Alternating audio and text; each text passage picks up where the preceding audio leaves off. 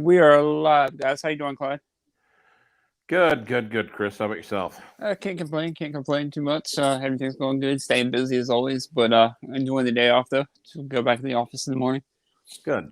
So, what watch you wearing today? Actually, I'm wearing the Apple Watch today. Okay, sounds good. Definitely. I'm wearing the actually one that Ross sent me in the review. Is you familiar with Raymond Wheel? No. They're a little bit on the affordable side, but they are like a luxury brand. I think like usually Swiss had a movement, so I have to look more into it. But it's like a Beatles edition watch. Okay. Like they did like a thing where it's got like a skeleton almost kind of case, like kind of dressy, kind of a little bit on the dressier side. But for $1,200, it's not a bad little watch. So Well, personally, I mean, I think that if that right now with such a seller's market, I think the difference between there's Average Joe. hey, Ken Spear. Hey, Joe. What's up, bud? No worries, bud. But I think right now the difference between average and affordable is almost irrelevant, simply because if any brand or any reference catches the attention of the watch community or the watch buying public in general, it disappears. Okay, and I think right now, in my honest opinion, like I think right now the best buys is probably a lot of the micro brands. I feel like the micro brands and a lot of the, I would say $500 to $1,500, $2,000 mark watches, just because you get a lot of bang for buck. Well, right, and a lot of times, the difference between the micro brand or today's affordable and tomorrow's collectible is that one group of people latched onto it or caught onto it first. And a lot of micro brands are starting to pick up steam too. Like if there's a micro brand that's hot, like say Helios, for instance, like Helios, they sell out like as soon as they make a run. Yep. Or Ming, I think, does the same thing, right? Yeah, yes. I was just saying that just now. Yeah. But anything, I mean, God. Hey, Neo.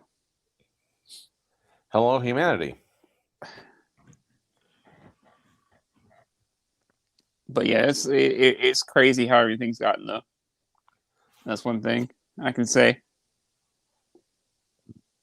How many micro brands would survive in a nuclear event? Like the Forest Clay, you might be surprised. I think more micro brands would survive longer. Wouldn't you? Well, it depends upon the overhead. Mm-hmm. If it's only like two guys in the garage pounding them out, like Janelle supposedly had. Yeah, if you remember Janelle. Exactly. I think that, on the other hand, if they've got like 40 employees with 3 people in human resources, a security guard, a benefits coordinator, mm-hmm. 3 janitors, and those, I think the ones with increased overhead would always succumb. Mm-hmm. No way the quartz crisis took 1,600 mostly mom and pop brands down to 600. I don't know. Like you said, I think it depends on the brand too. Like how many employees they have, how big their overhead is, like you were saying. Yeah. But that's still 600 survivors. Yeah. For I think, and I think it was like larger brands with more overhead are the ones that experienced it as an extinction level event. Yeah. And micro brands are an investment. A CEO and or designer in a Chinese factory. Not always. Well, okay, and you might be right. But not, if that, yeah, not as. Go ahead. But if that's the case, that kind of microbrand can survive. Mm-hmm. Not always. And when you think of a Chinese factory, a lot of people think of it in negative terms. It doesn't always necessarily mean a sweatshop or that they're paying their employees like really low wages, whatever, just to get by, A lot of times it's not always the case. Like Right. there are micro brands that have actually like taken tours, like Dan Henry. You know, they'll show like tours of the actual factory that they own, work with, stuff like that. You know. If that, no. If they own that, they cannot own that factory. Foreigners cannot own anything. No. I mean the factory they work with is what I'm saying. Like they'll take tours just to show people like what who they're dealing with. Right. And it doesn't always necessarily mean like it's built in like a sweatshop in China or whatever. You know. Like yeah, there are a lot that do that, but there's also a lot that don't too. Well, yeah, the ones that are located like higher up in the mountains where it's cooler, there won't be, the temperature will be better and they won't be sweating as much. So therefore, technically, it will not be a sweatshop. Like Swiss Watch Company for sure. Like I know they're made in Switzerland. The little I think I showed you a little micro. I had that green one, the little titanium one. Right. Their dad. It's a family run company, mainly the two brothers and the dad. And the dad used to do quality control for Swatch in Switzerland. Well, and sometimes, okay.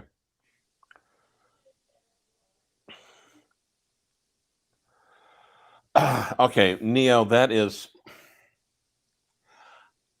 I think that's a little bit overbroad. Yeah, like a Pagani compared to say a $500 Boulder watch. Like you've heard of Boulder, right? No. Boulder they use a lot of NH movements, and there are a lot of watches with them for the money. I've reviewed probably a handful of Boulders, probably 10, 15 Boulders, and they're really good quality for what they are compared to even like Pagani is really good quality for what it is, but let's just face it, it's a direct copy of a Rolex or an Omega. Right. That's what it is. But like the micro brands, a lot of times they'll have like their own kind of unique take on a watch as well. Like they'll have their own kind of twist on something. Now, some of the marketing is kind of blasé, I guess you could say, because it's like bullshit marketing, really. Hey, But do you want Design Atelier to join us or not? sure. Hey, Jason, you want me to send you a link? Let me get off here and I can send him a link. Let me. Hey, how's it going? So I guess I'll just talk to everybody. There's diminishing returns at all levels. Not really. I don't know what happened there. So you're wondering. But yeah, I don't understand. My phone's acting really funny. There's diminishing returns at all levels. That's true, Rob. I know I sent Rob a link earlier too. So if you want to join in, Rob, I sent it to your Facebook Messenger. Can you hear me, Clyde? Yes. Okay, cool. But yeah, I don't know why my phone. Like I went to try to send Jason a link. Do you have Jason's Facebook? No, I do not. Oh, I was gonna say if you want to send him a link, or Rob, if you want to send Jason a link, you could send him a link to join us. Because for some reason, when I exit out of here, I completely exit out of the stream. For some reason, I don't know. But yeah, I feel like microbrands are a little bit different because they kind of, like I was saying before, they kind of have their own take on things too. Then a little twist. The only thing I call bullshit on a lot is because, like marketing, like I said, like they'll make up some like story or whatever, some kind of twist to it. And it depends. Sometimes for design, yes. I think, yeah. Okay, Design Atelier sent you a message. Okay, yeah, I'm trying to paste it on there. So I can't. My stupid phone is not working. What kind of phone do you have? I got an iPhone, but let's see. Let's try this here. It's not working. Crap. Hang on. Let me go back in. All right. I'm working on it, Jason. Let's see here. But yeah, it just depends on the brand too. Like how long have they been out? How many years have been produced? Like certain brands too. Like I know get better over the years. Like Boulder from their first production run compared to now, you could tell the up in quality. They get more experience. Can you hear me? Yeah. Okay. But like I said, like each microbrand I can tell gets better over time as well. Like every production run, wouldn't you say? Yeah. So today I think we have a lot of charlatans hijacking the essence of a microbrand and piggybacking on the good guys to sell stuff no better than an $80 Pagani. An $80 Pagani is not that bad. No, yeah. Let's see, okay, I think there's Jason there. Hey, what's up, Jason? Hello. Can you hear me? How you doing, Hear me man? okay? Yep, we can hear you good, bud. How you doing? How you doing, Chris? How you doing, Rancher? Great. How about Hello, you? everyone. Good. Just hanging out Sunday. I was right before. I was kind of looking at the Paul Thorpe, where they showcased your expose. Man, I always miss Paul Thorpe's live show. Oh no, they're showcasing your expose where it showed like a Ferrari. It looked like a red Ferrari. I need to watch that again. Well, you see, actually, I think that was probably Fed coming over to give Archie a good fist. Oh, never mind. Now, Richard Scott, that is the watching your thumbnail. Good eye, Richard. Chronostop calibrate. Well, it's an 865, but it's a Chronostop Seamaster. Hey, Tennessee Mike, by the way. Nice. I saw your comment. Hey, Mike. What's up? Hey, Rob. Hey, Ken. You. But you said it's the Chronostop, Clyde? Chronostop Seamaster. So it's oversized. It's like 42 millimeters. And it's got a chronostop, and so the one mono pusher, and then it also has an internal diving bezel at 10 o'clock. So it's a half-ass chronograph and a half-ass diver in the same half-ass watch. I think it meets all your half-assed horology needs. What watch you wearing today, Jason? I'm wearing my Bolido. Not chrono. This is a Bolido. Calc. Is that Bolido a X micro? Calc. It's a Swiss / German designed watch. I have that always on my desktop. So Okay. Bolido, it has a slide rule bezel, and it's nice. It's also a chronometer grade.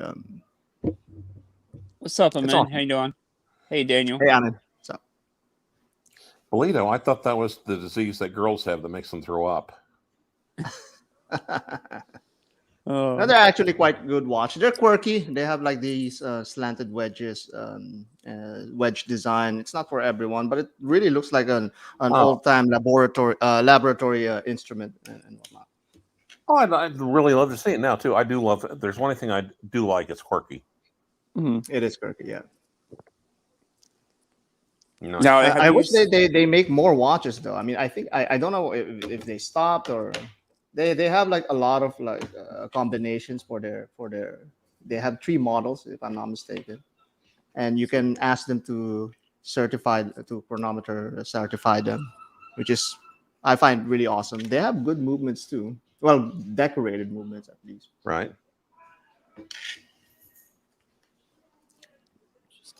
Clyde recognized it because he saw it on Clyve Mark changed his Herring's. thumbnail. So what, Jason?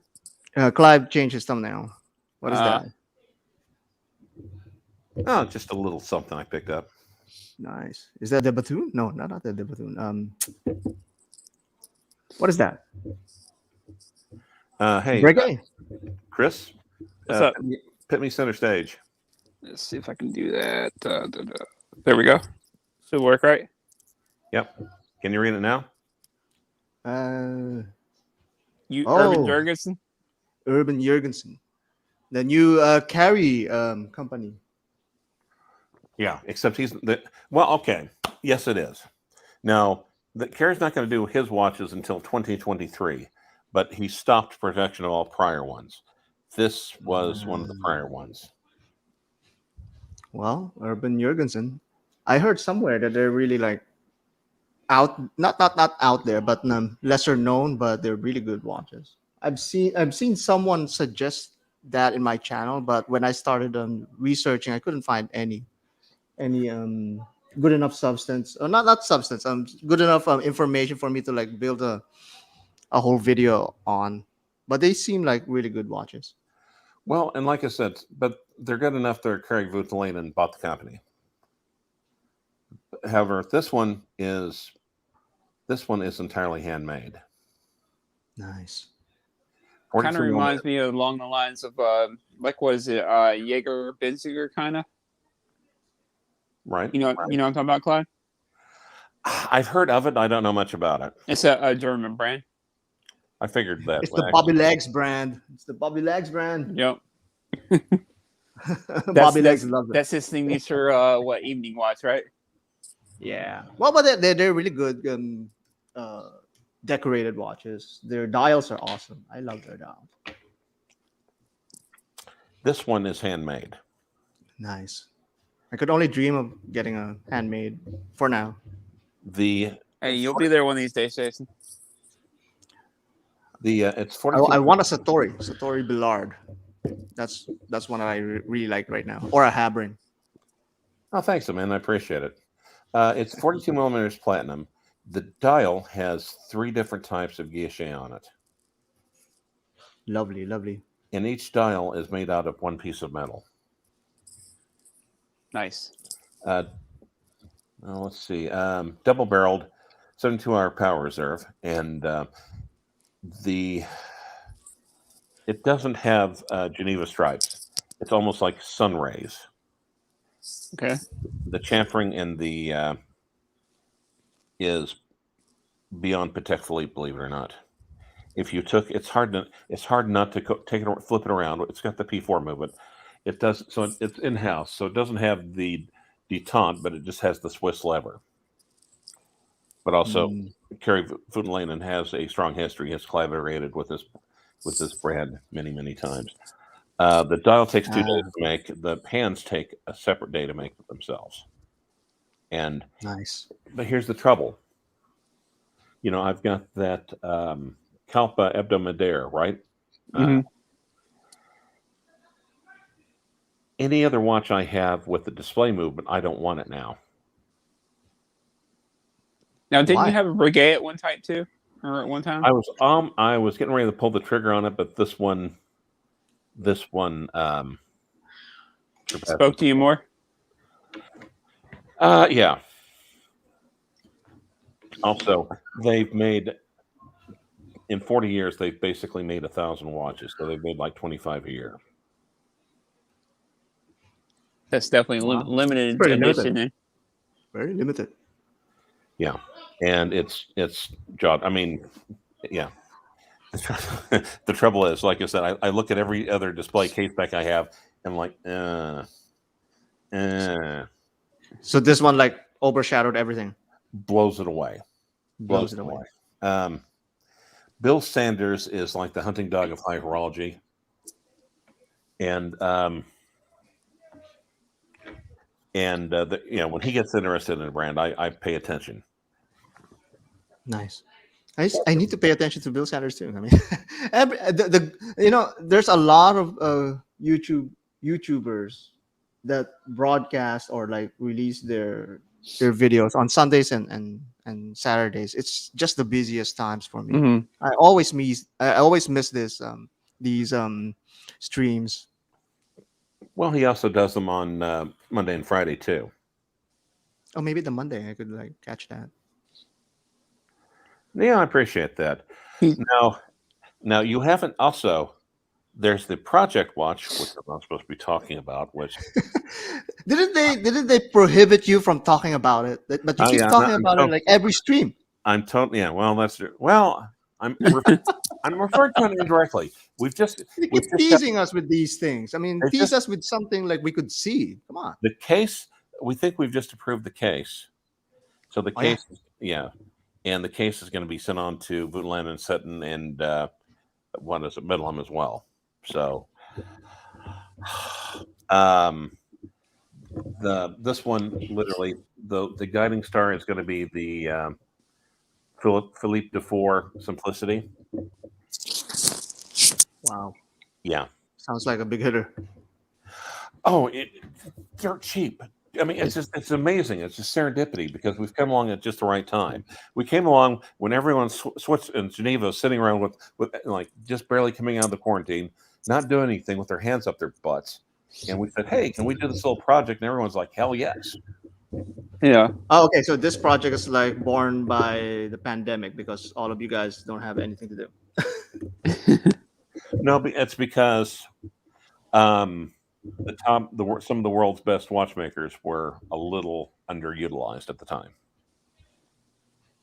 All right, right. Well, so this project is like around what, 2, 3 years old or 2 years old? Let's No, it's say about that 6 months. It's about 6 months old. I think we 6 months started old. even overtures. Really, we started talking about it at the beginning of the year, and literally, we started Okay. putting our money down on the table in April, April or May. Are we going to see this in production, like, or is it just limited No, to like a little project between Like it's you like and a friends? lot of really high end, top of the line watchmakers, right, Clyde? um, Putting You Clyve can't on the say. spot now. okay. Um, Okay, well, Neil, let's Neil, let's leave You it at can plead that. the. That's all right. You can plead the fifth. Neil, Yeah, I'm not going to tell you he changed the logs. that's fine. That's fine.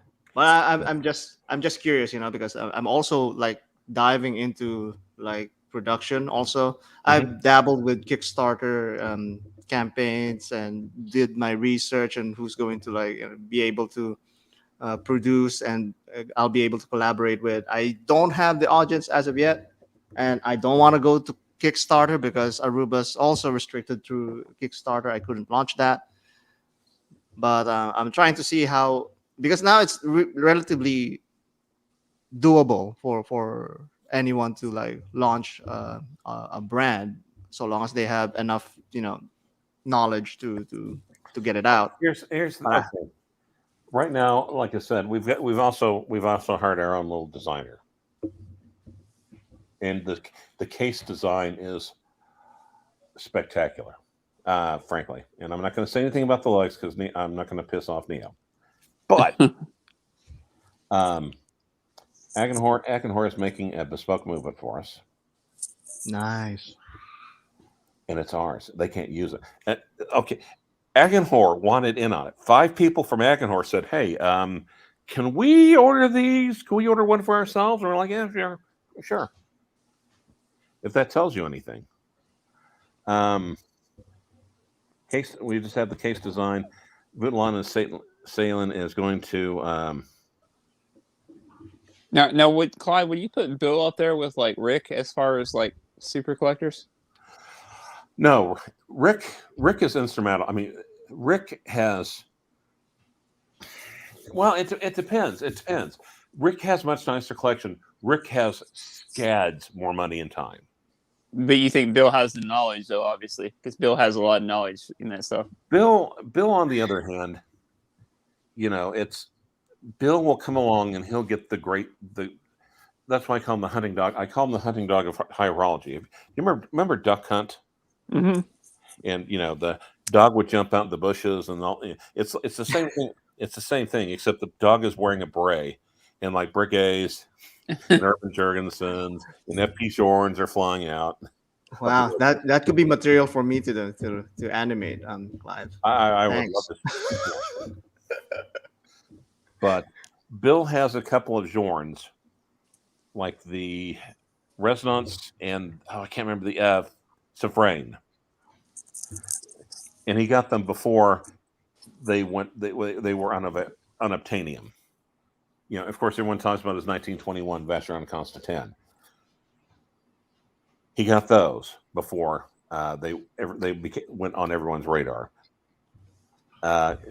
He's also, and everyone still likes to take a hot steaming dump at Parmigiani, but he's got a couple of Parmigianis that were just spectacular horology for like pennies on the dollar. And Yeah, Bill seems to have an eye. Very good eye. yeah, so And by the way, Jason, I was going to let you know. Speaking of, you talked about hammering earlier.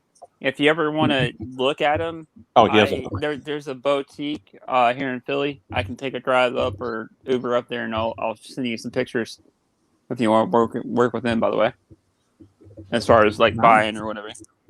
Oh, also, Nice. Jay, if you ever, this is really, really important. If you ever give one of those gifts as a gift, you have to make, it's vitally important you make sure that they don't have any outstanding warrants.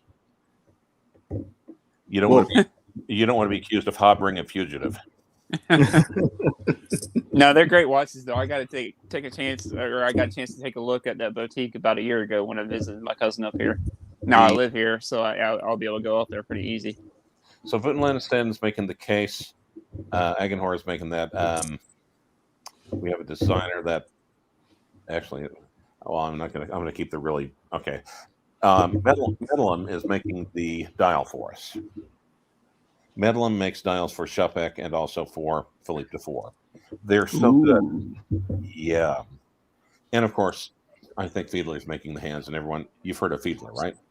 So they made that Stairway to Heaven dial from Chapek? Yes. Nice. There, if you look at the Philippe Dufour Simplicity, it is a I have to bring that up.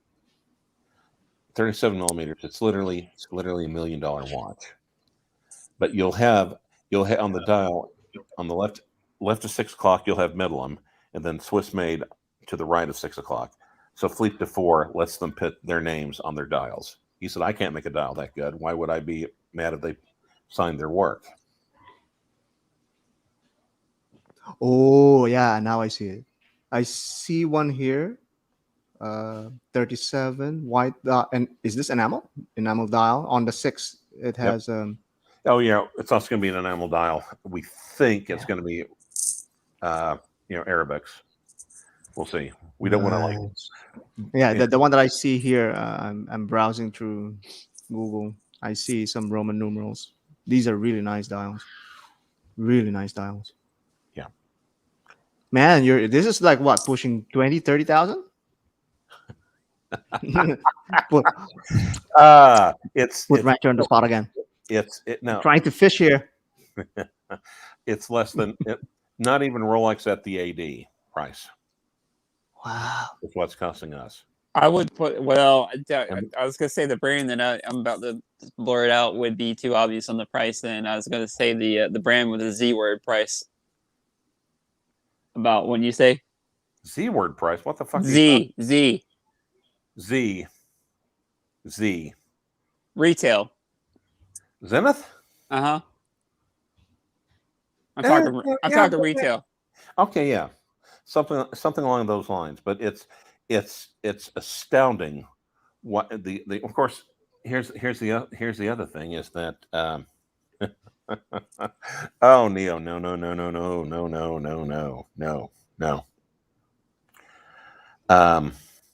Yeah, like okay, we're talking like maybe Rolex OP41 money at the AD, of course. That's below 10. Yeah. Oh yeah. OP41 at the AD money. Yeah. No, keep guessing. Sorry. So, and here's the nice thing. But since we're, keep in mind, we're basically, of course, none of these fuckers are doing this for free, but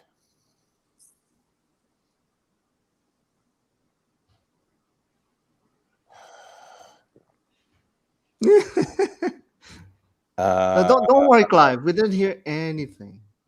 Clive. Yeah. Didn't hear nothing, see nothing, know nothing. Mm-hmm. Yeah. Did you hear anything, Chris? I didn't hear. No, anything. I didn't hear what? I don't know. Oh, I mean, probably the stream doesn't exist. Exactly. But and here's the thing though too. I mean, literally, it's amazing. Serendipity actually is what. Actually, I want to. I think we should call it the. Actually, I think we should call it the duplicity instead of the simplicity. But it's amazing what's out the markup and everything else. Hey, thanks, Daniel. Thanks, Daniel. Thanks, bud. His lips are sealed. All right, thanks, bud. So yeah, and what we're afraid of though is that everyone's going to want to. Everyone's kind of holding back. Everyone wants to wait and see the final design, and it's just like it doesn't really kind of work that way. Mm-hmm. You know, if you now, are you letting them have like creative freedom on the design, or you guys have input on that?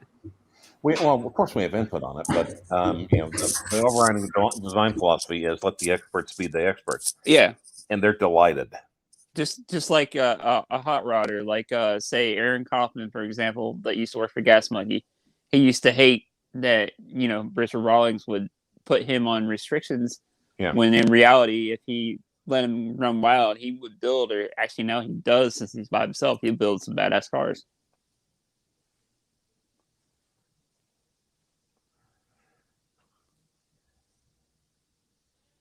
You there? Yes. Oh, okay. Exactly. Good question there from Neo. Watches change. Yes and no. Like I still kind of like. I still tend to be more on the affordable side. Now, obviously, if I start making decent money when I do, like I'll probably get some more expensive stuff. But I like it all. It doesn't matter whether it's a $50 Casio or whether it's a $50,000 Rolex. It doesn't really matter. Like I'm still like a watch geek at the end of the day. I'm still gonna geek out on watches, And how much does the design catch? How important is the design and the aesthetics to you? To me, it's got to be all about the design and aesthetics. Like the movement doesn't really matter if the price is right. The movement doesn't really matter that much. Now, obviously, like I do like, believe it or not, and I'm going to get a lot of hate in the comments from this probably. I do actually like Hublot, but they're overpriced for what they are with the movement they come in. Like I feel like a lot of their designs are cool, but they're just overpriced. Well, okay, now, and that's one of the things. I do love the designs of Ming. I'll be honest. But I don't think, I think the first couple ones, I think it would have, probably would have jumped on. But since they keep going steadily up and up and up and up, I think they're not worth what they're charging. But I do love the designs. And I was actually talking with Nick, my coworker. You guys probably know who he is. I was talking with him, and he's a big microbrand guy still too, and he gets to see all kind of different grades. So if you're a watch nerd, and at the end of the day, it doesn't really matter. Like if you're a true enthusiast, it doesn't really matter about price. It just matters whether you like the watch or not, basically. Right. But and then again, you have movement nerds who it's all about the movement, and it's almost like. See, I don't know. To me, it's just like, I do have respect for a lot of ETA movements, but I think they should be honest and transparent with the fact that it's ATA. I think they should, if they put an AT in there, they'd better justify the price point. As we know, there's like 5 different levels of ETA, and sometimes they can make an ETA EBOSH and rework into something completely different and unique. And that's the thing, like with Richard Mill too. Like this is obviously my first time seeing them in person, be able to handle them. And yeah, I get why they are the price they are, but at the same time, I mean, I don't see myself owning one. But they're a great watch, but you can tell the build quality. But it's just not my style. Like I'm more like the stealthy kind of under the radar kind of piece, It's just all in personal taste. Yeah, I kind of like Richard Mille. I like their style. The thing is, they're too darn big for my wrist. And yeah, aside the fact of the obvious, like I can't afford any of them.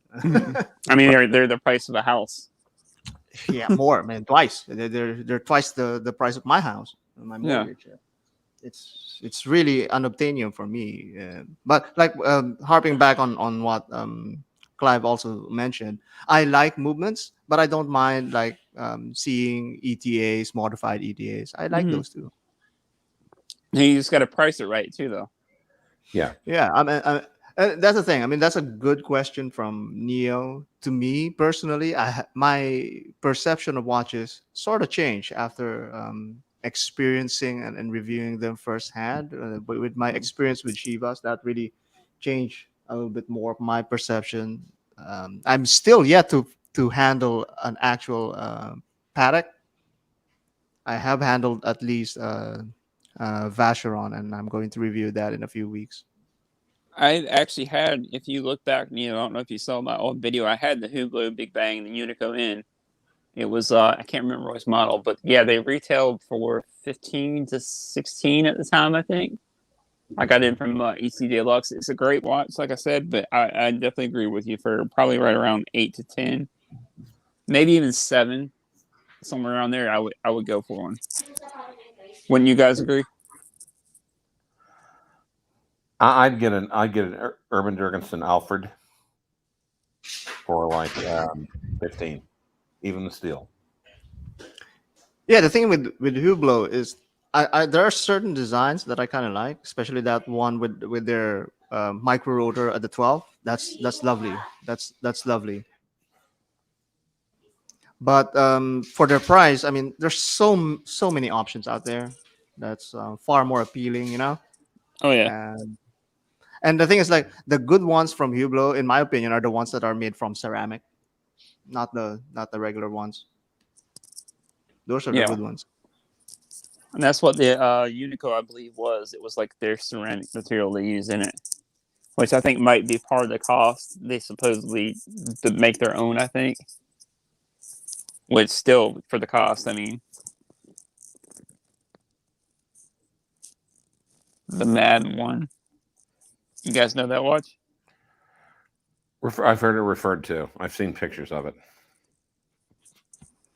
I kind of like that, but I actually have one of the Chinese manufacturers who could actually make one of those, my own design, but they could do that. They could flip the movement. I think it was a Miyota that Boozer flipped, right? I'm not For the sure. Mad one. I think it was a Miyota that they flipped, and they put a sapphire um, case surrounding that movement, so that you could see the time from the side. And one of the Chinese manufacturers could actually make that. They were offering me that too. Oh, I guess that was really memorable. Thanks, Neo. All right, Chris, I have to hop out. All right, take it easy, bud. Thanks for joining in, Thanks, Jason. man. Thanks, Rancher. Take care. We'll see Take you, care. bud. Bye bye. I guess since we're going on close to 40 minutes now, you about ready to call it a day yourself, Clyde? Well, also, and keep in mind, everyone's talking about MB&F, but you realize Max was doing the same thing before MB&F, right? Was he? Yeah, when Max was working for Harry Winston. Talking about Max Buser, right? Yes. Okay. Max Buser, MB&F. But Max Buser used to be in charge of Harry Winston, and he was getting his buddies together, his independent horology buddies together to do projects on his watches for that brand before Swatch bought him out. Okay. You don't care. You don't give a shit in the slightest, do you? So what? You don't give a shit in the slightest, do you? No, I do. Okay. It's like, yeah, it's just like, God, it's like, okay, Chris, yeah, you're still only one of my kids. Yeah. Yeah. Believe it or not, I actually went to the Swatch boutique yesterday. Yeah. So, the Harry Winstons looked like the past MB&F. MB&F looks like the future. Oh, but yeah, but in a lot of ways, the Harry Winstons are like Atavus, or it's like an MB&F Atavus, I guess you could say, predecessor. So for this one, Jacquet did the Eboche for it, and then Jean-Marc Viderect did the module for the retrograde. Okay. Equal amounts of greatness and actually scandal. All right. So are you calling it a day? Yeah, I think so. And so, okay, you guys, seriously, don't get me busted on talking about the watch. But seriously, I'm What watch? exactly. Thanks. Oh my God.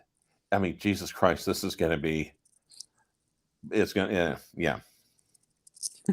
The possibilities are just out there. Gotcha. I'm definitely interested to see this watch that doesn't exist at some point. Hey, Neo, I'm gonna quit fucking with you. It still has teardrop lugs. Okay, you can relax. All right, guys. We'll see you guys next time. Thanks everybody for joining in. Thanks, Clyde, for coming on. Thanks for having us. Later, guys.